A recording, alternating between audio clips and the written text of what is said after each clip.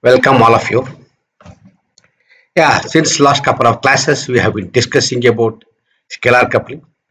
In the last class, I introduced you about the coupling between two spins and three spins, and I also introduced the concept of spin system and also what is strongly coupled and what is the weakly coupled spin system. And we worked out for a multiplicity pattern for two coupled spin systems, and I wanted to tell you how we got the intensity pattern, how we got the splitting pattern. We start with a simple one spin system. For example, in CHCl3 we are going to get a single peak that we observed, and then I took the example of two weakly coupled spin systems and I showed that we can get two peaks, each for A and each for X, and they are of equal intensity. I also showed there is a center of the doublet corresponding to respective chemical shifts. Center of the doublet of A correspond to chemical shift of A, center of doublet of X corresponding to chemical shift of X. This is what I said. And also I showed what happens if there is a splitting of energy levels, how the intensity comes down by a factor of 2. So with this, what we will do is we will continue further today, and let us see how far we can go together with further introduction or further discussion about scalar coupling. It's a very important parameter in NMR. So you must concentrate and try to listen, try to understand as much as possible. Remember I said in the previous class, interaction among spins in NMR are always mutual. Okay, I said if proton A is coupled to X, proton X is also coupled to A. It is a mutual interaction. And I showed in the two spin case, when two coupled spin, if peak of proton A is split into doublet, because of its coupling with proton X, I also said doublet with identical splitting is also seen for proton X, because proton X also sees the two spin states of proton A. So this is one of the very important point you should remember. Interactions in NMR among the spins are always mutual. I showed in the last class about this, the coupling pattern between two non-equivalent spins. I took the example of a hypothetical molecule like this. This I call proton A, this I call proton X. Now, when I am looking at this one, for example, I am looking at the proton X. The proton X sees proton A in two possible spin states, that is in two orientations of A, alpha and beta, and splits into a doublet. Identically, now A sees X in two possible orientations. The center of this doublet corresponds to chemical shift of X. The center of this doublet corresponds to chemical shift of A, and this separation corresponds to coupling constant between A and X. This is a JAX. Okay, if you measure the simple frequency separation between these two peaks, what you are going to measure is the coupling between A and X. Okay, this now another interesting thing you should understand. I said when I was introducing to you the salient points of coupling, I said if one proton is coupled to another proton and there is a coupling which is non-zero, I showed one peak splits into two.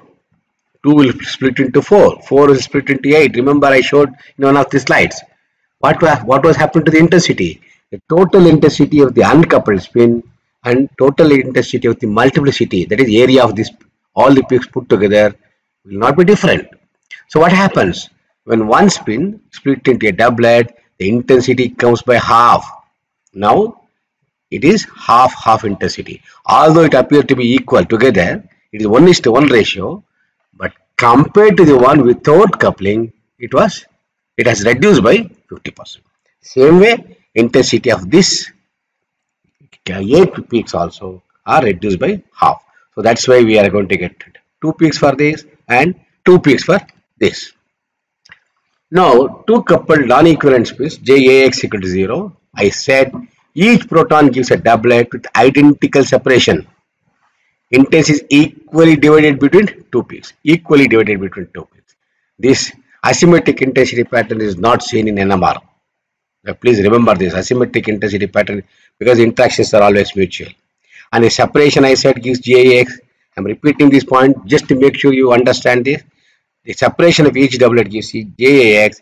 Center of each of these doublet gives you corresponding chemical shoots. This is the salient point which I said when two coupled spin systems are there with J coupling non-zero. We have a realistic situation where two spins are coupled. I show you the spectrum now. Look at this molecule. There is some substitution here. These are three methoxy groups and these are the two protons which are separated by three covalent bonds. Now, if I take the proton NMR spectrum of it, it looks like this. Look at it. Now, what is happening is A has two orientations, X has two orientations, which so far we were discussing. As a consequence, you see, A is a doublet, X is a doublet. A is coupled to X and becomes a doublet. X is coupled to A and becomes a doublet. You understand? This is a two spectrum of two coupled spin system. And I was telling you about strong and weak coupling. I introduced the term strong and weak coupling. I said when the chemical shift separation is larger than the separation, this coupling constant, then it is weakly coupled. Look at this chemical shift here. It is about 6.7 ppm here. It is about 7.5 approximately. So 7.5 and 6.7, 0.8 ppm. Remember, 0.8 ppm is a huge value. At a 500 megahertz, 0.8 into 500 is 400 hertz. Coupling constant may be of the order of 10 hertz. 10 over 400. It is nearly, this coupling, this chemical shift separation is nearly 40 times larger. So, this is a weakly coupled spin system. That's why I call it as A and X. We'll talk more about Pople spin nomenclature, weak and strongly coupled in subsequent classes. There, detailed discussion will be there. I'll discuss with you all these things. But one interesting thing you must understand, in a weakly coupled system like this, AX or AMX, whatever you say, take the intensity pattern should be always equal. They must be of equal intensity. Here, look, there is some sort of an intensity anomaly here. Intensities are not equal. Strictly speaking, even at a particular spectrometer where it is recorded, although chemical shifts are far away separated, the intensities are not equal. So, there is a minute strong coupling character present in this system. But nevertheless, for the purpose of analysis, this chemical shift of A and X can be obtained. This separation gives me J coupling. Okay. So, this is the realistic situation. This separation gives J, this separation. And now we will go to more complex multiplicity patterns.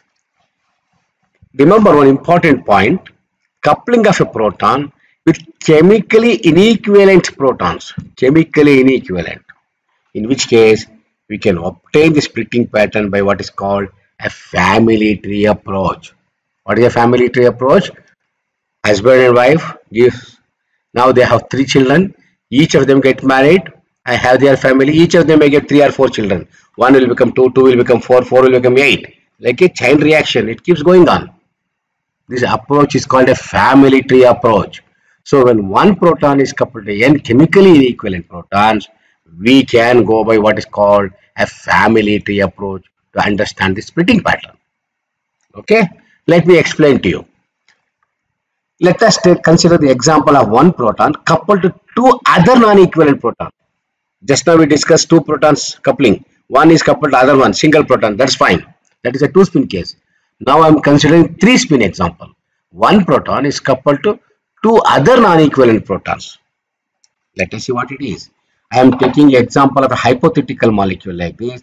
This is some other substitution X, so that all these 3 protons are chemically inequivalent.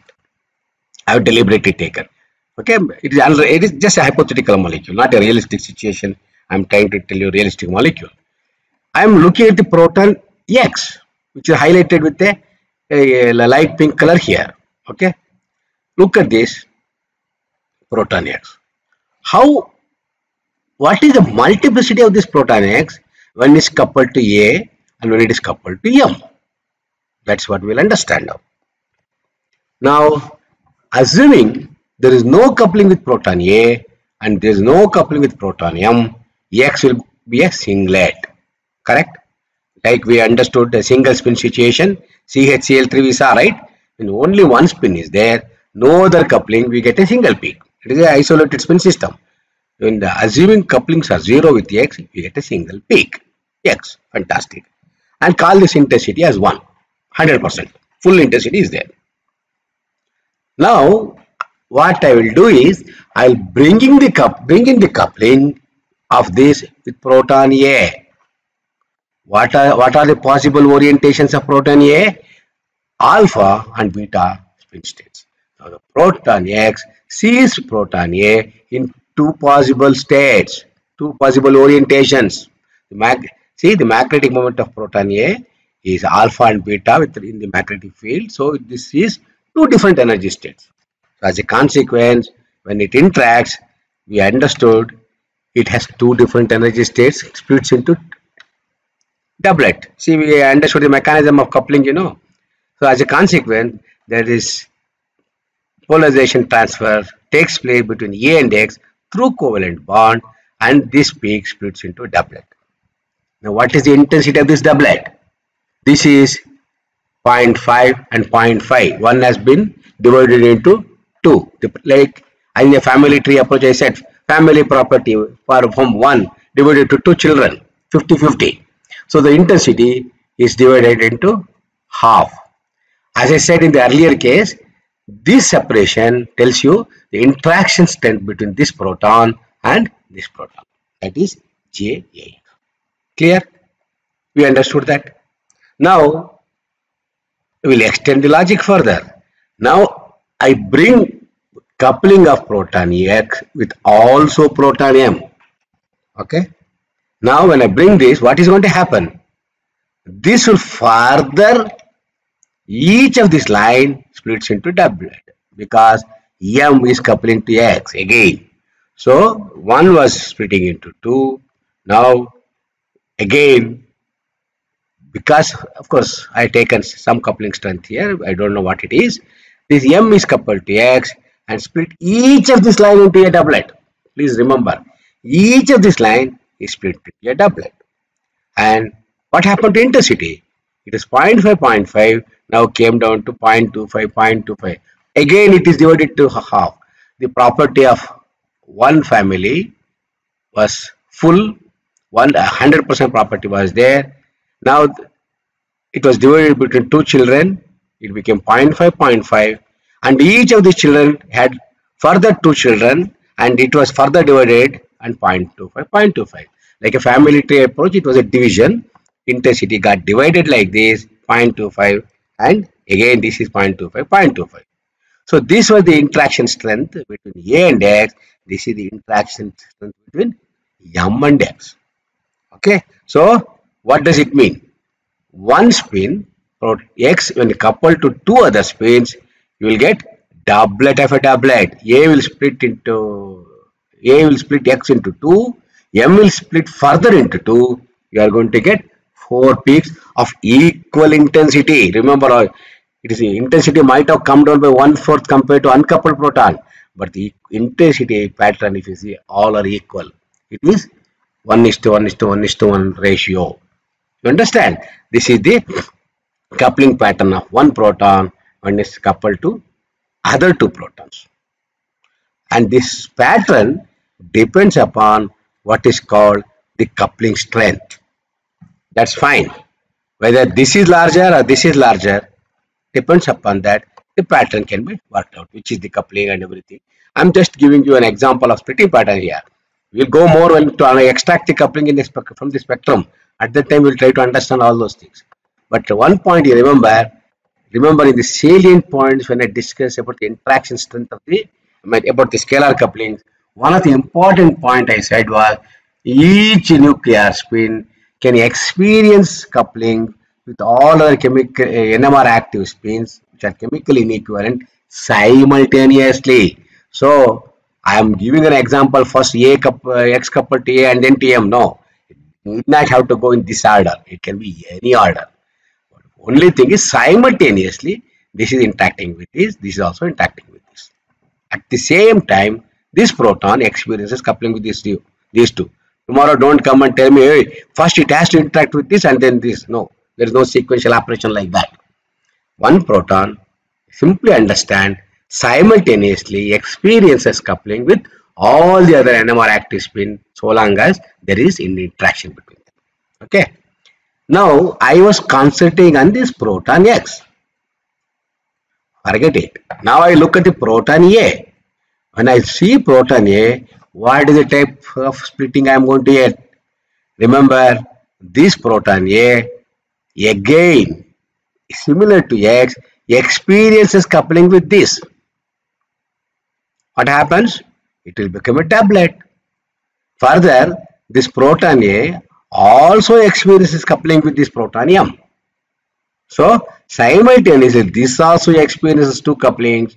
So, proton A, if I look at it, again start with proton A here, split into two because of AX coupling, and then split further into two because of AM coupling. So, what happens? Again, you get four-line pattern of equal intensity. Remember, I said four-line pattern, but I didn't say identical pattern. The pattern can be different. Please understand, pattern can be different because here this coupling and this coupling there are two different couplings, and this coupling may be larger and this coupling may be relatively less. But when I look at this is one coupling and this coupling may be smaller. This is, I'll tell you when you go further about cis and geminal coupling, vicinal coupling, etc. So coupling strengths will be different. This proton experiences two different couplings. Similarly, this proton experiences, this coupling may be same, but this coupling is different. So you get four lines of equal intensity, but the pattern may not be same. I have written here as if four well separated lines. It so happens this line may come closer, or these two lines may become closer because this coupling is smaller. It can happen. But remember, pattern is identical. Okay, I mean splitting pattern, but the separations can be different. Okay. Now what happens if I observe M? Will I get the same pattern? No. Remember, this M experiences coupling with this X. It's a 3-bond coupling. And in addition to that, this experiences coupling with A. It is a 2-bond coupling. So this coupling is quite large. Okay. And then this coupling is quite small. So it is a large doublet, and each of this doublet split into smaller doublets. So this pattern, again you get four lines of equal intensity, but pattern is different from this and this different from this. Very interesting thing, is it not? It is a 3-coupled spin system. If I take one proton coupled to two other non-equivalent protons, it so happens each proton gives rise to 4 peaks of identical intensity, 1:1:1:1:1 ratio. But I'm sorry, but the separations between the peaks may not be identical because the coupling strengths are different. In this example, I will give you further. Please understand. This proton coupling is 3-bond trans. This and this one 3-bond trans and 3-bond cis. This proton experiences 3-bond cis and 2-bond geminal. This experiences 3-bond trans and 2-bond geminal. So all the couplings may not be same. So the fact you get 4 lines of equal intensity with a different separations due to different coupling strengths. Remember, when we understood the 3 spin system AMX, I observed the transition. I allowed what are the allowed transitions. and we observed that, through the energy level diagram, we observed 12 peaks of equal intensity, 4 for A, 4 for M, and 4 for X. Remember? Exactly, this is the realistic situation now. You get 4 for X, 4 for A, and 4 for M. So, you are going to get 12 line pattern. This is an example when one proton is coupled to two other protons of different strengths, chemically inequivalent protons. Now, extend the logic. Now I will take 4 coupled spin system. Simple logic. How many peaks I must expect? Start extending the logic. When 2 protons were there, when 1 proton was there, you get 1 line. When 2 protons are there, you got 4 lines. When 3 protons were there, you got 8 lines. I'm sorry. When 2 protons were each one got 4 lines. So 1 proton is single line, 2 protons 2 lines, and when 3 protons are coupled, each one you got 4 lines. Now we will see what happens when 3 protons are coupled. That is, 4 protons are coupled. 1 is coupled to chemically non-equivalent 3 other protons. So now this is a hypothetical molecule. Again, consider proton X. You understood coupling with A. This in the previous example. We understood this also. Coupling with X will couple to A, doublet, and X will couple to M, doublet of doublet. Now what is the new thing? We have brought another proton, third proton, P. What will happen? Each of them will further split into half. So what is the intensity now? This was intensity 1, 0.5, 0.5, 0.25, 0.25, 0.25, 0.25. Again further divided into 2, 0.125, 0.125, 0.125, 125. All 8 lines are of equal intensity with 0.125 intensity. Add up all these things. 0.125, 0.125 becomes 0.25, 0.25, 0.25, 0.25. So total intensity is 1. What is this intensity total? 1. So this is what, when I was explaining to you the salient features of the coupling pattern, I said the total area of the peak of uncoupled proton or uncoupled spin is same as the total area when you get the area of the multiplicity pattern. When they are split, take the total area. This and this remain same. You understood now? Very nicely. We got this gas is a JAX coupling. This I brought in the another coupling with JMX. This separation gives you JPX coupling. So what? How many peaks you got? When one proton is coupled to 3 other protons, you got 8 peaks. Now, what is the pattern you are going to get for other protons? I observed X here. What happens if I observe A? A again is coupled to 3 protons. Similarly, work out the family tree diagram for proton A. A is coupled to X, A is coupled to M, and A is coupled to P. So, you will get 8 lines of equal intensity for A. Similarly, for M, M is coupled to A, M is coupled to X, and M is coupled to P. You get again 8 lines of equal intensity for M. What about P?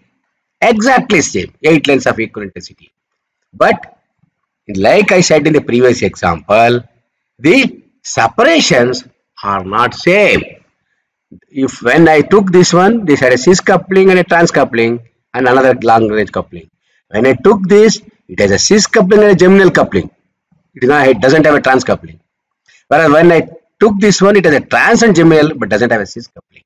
So the coupling strengths are different because it experiences different types of coupling, but the pattern of 8 line remains same.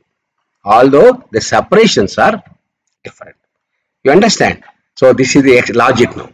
Let us go by the logic. What is the simple logic now? When I have a n non-equivalent protons are coupled, how many peaks we expect? Go by the logic now. When one proton was coupled, you got one line. Isolated proton was there, you got a single peak. Now there are 2 protons were coupled. I was observing 1 proton. At the site of that 1 proton, at the chemical sheet of that proton. How many lines we get? 2. When one proton is coupled to 2 other protons, how many we got? 4 lines. When one proton is coupled to 3 other protons, how many lines we got? 8. So what is the logic? Logic is very, very simple. The number of transitions when one proton is coupled to n chemically equivalent protons is simply given by 2 to the power of n. I'll come to that later. Okay, there is some other thing which I want to tell you. When one proton is coupled to another proton, gives a doublet of equal intensity. This is what I explained. When one proton is coupled to 2 different protons, gives 4 lines of equal intensity. When one is coupled to 3 different protons, gives 8 lines of equal intensity. This is summary of what I was telling you. I have written explicitly here. Now coming to the logic. When one proton A is coupled to M and X, A gave 4 lines, M gave 4 lines, X gave 4 lines. So totally we got 12 lines. Fantastic. Now we come to a general formula. For n different protons coupled among themselves. Now what is the logic? The number of lines at the site of one observed proton is given by 2 to the power of n minus 1. Okay. What is this formula I am writing? You understand? At the site of one of the observed proton, let us consider, we look at this thing now. I have 3 protons, 1, 2 and 3. I am looking at this proton. At the site of this proton, I will take 3 protons coupled. How many peaks I expect? It is totally there are 4 coupled spin system. N minus 1 is 3. So leave apart this proton which you are looking at. How many are there to be which are coupled to it? 3. So what is 2 cube? 2 to the power of n minus 1 is 2 to the power of 4 minus 1. That is 2 cube here. So what is 2 cube? Which is equal to 8. Okay. So that is what we observed. When 4 coupled spins are there, when you observe one proton, it is coupled to 3 other protons. As a consequence, it gave rise to 8 lines at this position. Now I am going to take, let us say, another proton. This and this. Now I am looking at this proton. What happened to this proton? Again it is coupled to remaining 1, 2 and 3. So 2 to the power of 4 minus 1. There are 4 protons. You have to minus the 1 because this is what you are observing.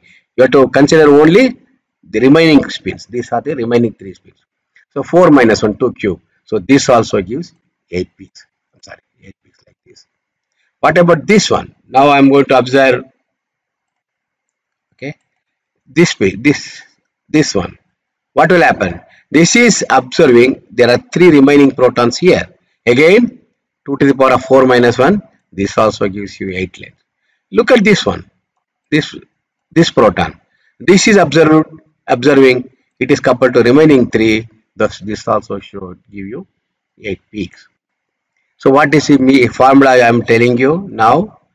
Remember, simple, when n protons are coupled, at the site of any of the protons, if you consider, okay, at the site of any of these proton, the number of allowed transitions are given by 2 to the power of n minus 1. Understand the logic? When 4 protons are coupled, 2 to the power of 4 minus 1, 8 peaks you get, 2 cube, at each proton. Now how many protons are there? 4 protons. So totally how many lines you get in the entire spectrum? This is at the site of one proton, one spin. Now 4 are coupled. So totally you will get n star 2 to the power of n minus 1. Now plug in the parameters here. 4 start with a 2 spin. When n is equal to 2, 2 minus 1 is 1. So it is 2 spin and n is 2, 2 into 2, 4 lines. Exactly. That's what we observed when 2 protons are coupled. You will go even one level lower. What happened when n is equal to only 1 isolated proton? Like CH-Cl3 we took example. When n is equal to 0, I'm sorry, n is equal to 1. 1 minus 1 is 0. 2 to the power of 0 is 1 into 1. So, in an isolated single proton spin system like CaCl3, without any coupling to other carbon 13, etc., you get in a single peak. Now, I took the example of 2 spins. When n is equal to 2, 2 minus 1 into 2. See, n is equal to 2. 2 minus 1 is 1, 2 to the power of 1, 2 into 2. So, when 2 protons are coupled, totally you get 4 lines. 2 for A, 2 for X.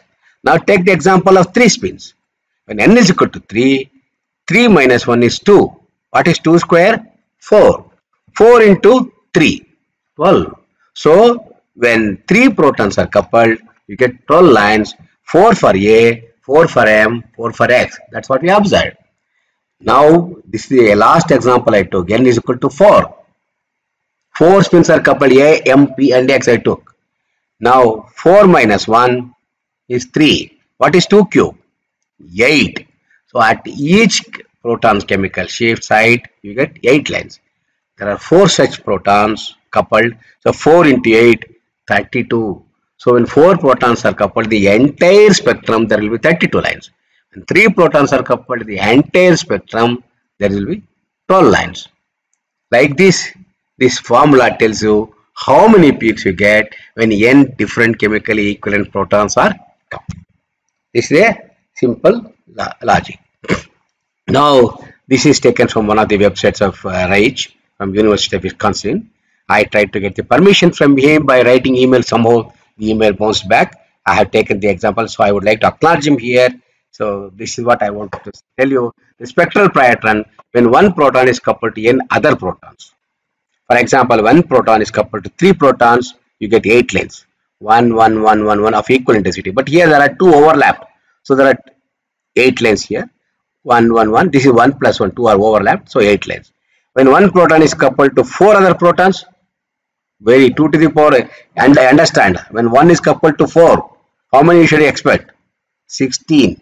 Why? You see 1, 2, this is 3, 4, 5, 8, 11, 12, 13, 15, 16. Some are overlapped. There are 3 are overlapped here, 2 are overlapped here, 2 are overlapped here. So when 1 is coupled to 5, more interesting. How many you should get? 32 peaks. These are all not that all the time you get in the realistic situation.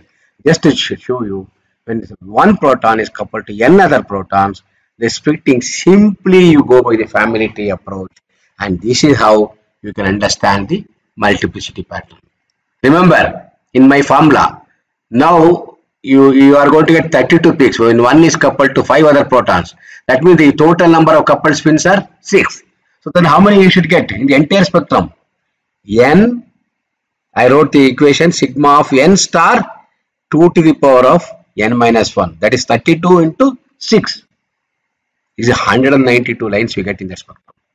Very complex spectrum. Like that, you can work out how many lines you get for each of these things. So, in this, take an example here. Let me work out and tell you. All of you should be in a position to work out now. One single proton is coupled to 4 other protons. How many peaks you got here? 16. So, but total number of spins are 5. So, we are observing 1, remaining 4 are coupled. So, there are totally 5. 5 into 16. 80 peaks are there in this. Very, very difficult, you know. So 80, so 5 into 16, right?